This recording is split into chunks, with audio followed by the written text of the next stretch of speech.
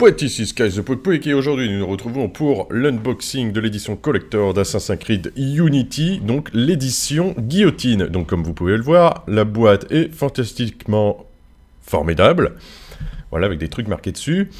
Vu que l'édition s'appelle l'édition Guillotine, eh ben regardez, ça s'ouvre comme une guillotine. C'est cool. Bon, ça s'abîme un peu plus vite vu comme c'est foutu, mais c'est cool.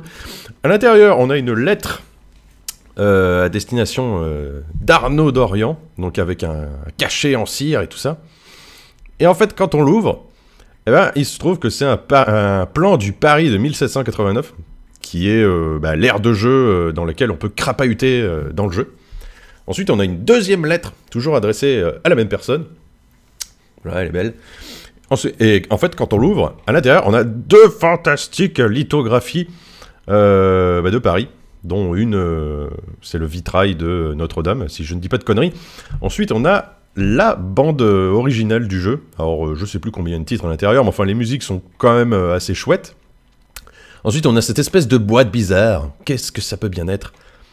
Ben, en fait, quand on va l'ouvrir, donc là, vous voyez qu'il y a une espèce de petit levier sur le côté, n'est-ce pas? Et quand on l'ouvre, miracle! C'est une boîte à musique! Mais quelle musique peut-elle bien faire? Attention! Attention, ça reste dans la tête, hein.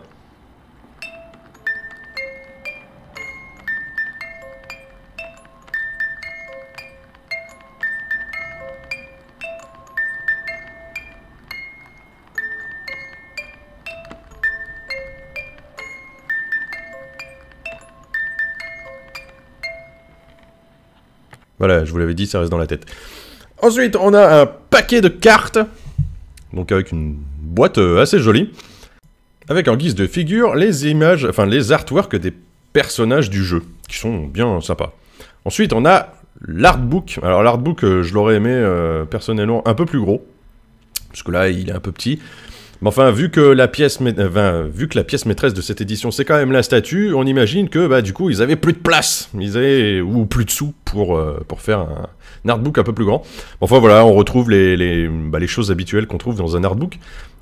C'est de bonne facture, c'est joli, on voit plein de dessins bien sympas. Là, ça représente les personnages importants du jeu. Il y avait le marquis de Sade, entre autres.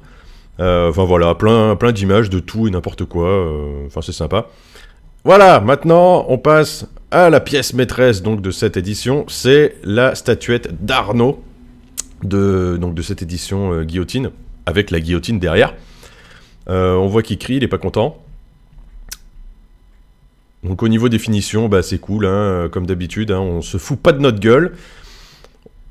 Voilà, avec un drapé fantastique. On voit dans le petit seau à côté que y a un mec qui finalement, la liberté, c'est pas trop pour lui. Enfin, c'est plus pour lui, en tout cas. Voilà, après on a le petit drapeau, avec un joli drapé également. Moi personnellement, j'ai bien aimé cette statuette, elle est vraiment classe. Seul point négatif, c'est qu'elle est grande. Enfin, c'est pas vraiment un point négatif, mais c'est juste que si vous n'avez plus de place chez vous, vous allez avoir du mal à la caler. Un peu comme moi, en fait, parce que je sais pas trop où je vais la mettre. Donc il va falloir que je regarde ça. Voilà, après on voit que le drapeau, il peut bouger. Il peut bouger, c'est fantastique. Et puis bon, comme on dit, comme à chaque édition collector où il y a une statuette, voilà, c'est l'instant PQ. Donc la liberté ou la diarrhée. Donc la première phase PQ, deuxième phase PQ. Donc voilà comment vous pouvez également utiliser cette formidable statue. Allez, salut tout le monde! Ah oui, j'avais complètement oublié, il y a aussi un steelbook. Bon, tout le monde s'en fout, mais fallait quand même le dire. Voilà, il est beau, il est beau, il est beau. Allez, salut, maintenant je peux me casser. Yo!